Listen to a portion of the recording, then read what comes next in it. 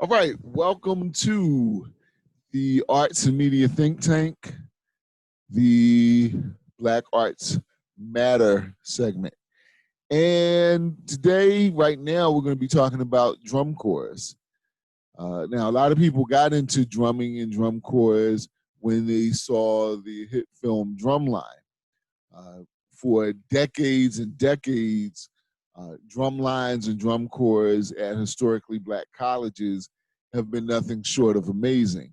But just before Drumline became a movie, uh, the drum corps culture started to invade neighborhoods around the country. And also for decades and decades, um, at a little school in Pottstown, Pennsylvania called um, Pine Forge, every year, drum corps would converge during the camp meeting summer. And this, again, was decades before Drumline even came out as a movie. So, as we celebrate Black arts and continue to stress that Black arts matter, uh, I decided on my first show I would discuss drumming and drum corps. And who better to talk to than somebody I know like my own brother? In fact, he is my own brother, along with my niece, Lily. So please welcome Mark Tyler, Lillian Tyler, to the Arts and Media Think Tank and Black Arts Matter. How you doing? Hey, we're doing fine. We're doing fine. Thank you for taking time out of your busy schedules to speak with us. So, my first question is, Mark, you are the elder statesman and you actually run the uh, your own drum corps now. Not the Seashore, no, I'm sorry, the Boardwalk Seahawks drum corps, right? Boardwalk Seahawks, yes.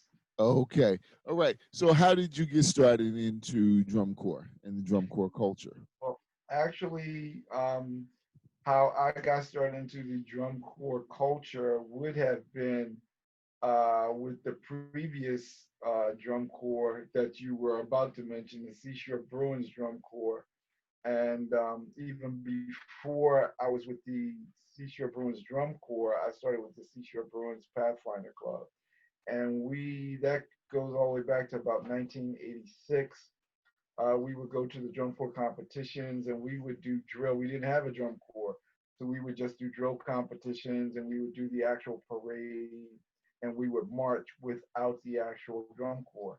Somewhere in the year about 2000, we actually got our start with drums, and like many people who in community drum corps, when you first get started, you don't have all of this shiny stuff. We started off with some.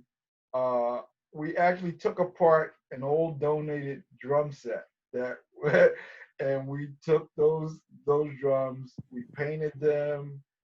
We got some heads, and then we bought two marching snares, and we were on our way. All right. O- Okay. And what was it about drumming or drilling that attracted you and made you want to get into it? I have always enjoyed precision. I'm a very precise person.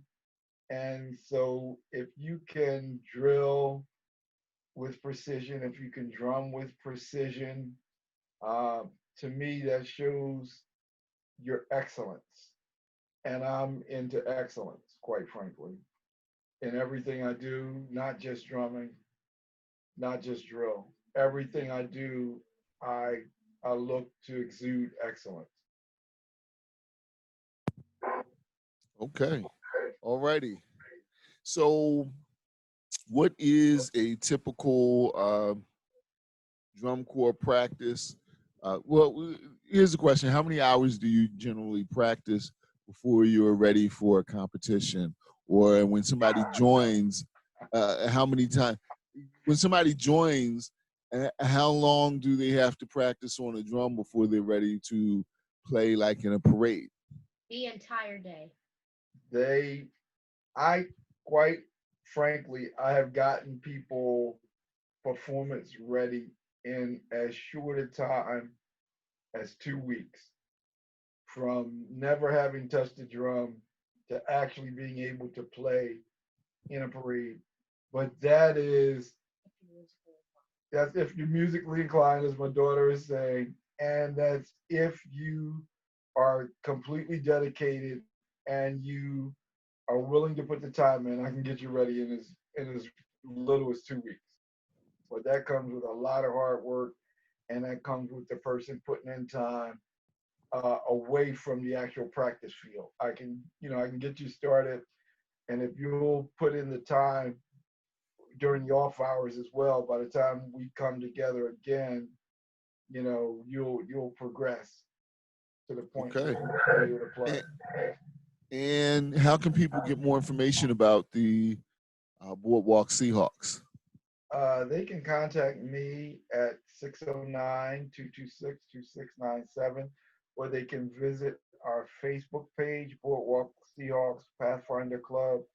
Um, and we're based out of Atlantic City, New Jersey. So we look forward to working with young people, and we work with young people and people who are young at heart. So let's just say a person says, "Hey, I was in my high school band and I still got it." Well, hey, come on in. You can be as young as 5 and as old as you can still stand it. Before one of our key senior citizens passed, she was well into her 70s and she marched every parade, and she put some of the younger people to shame. Well, all right. Okay. So I thank you, and we're gonna take a break right now. We're gonna have you back to discuss your first parade and also your legacy.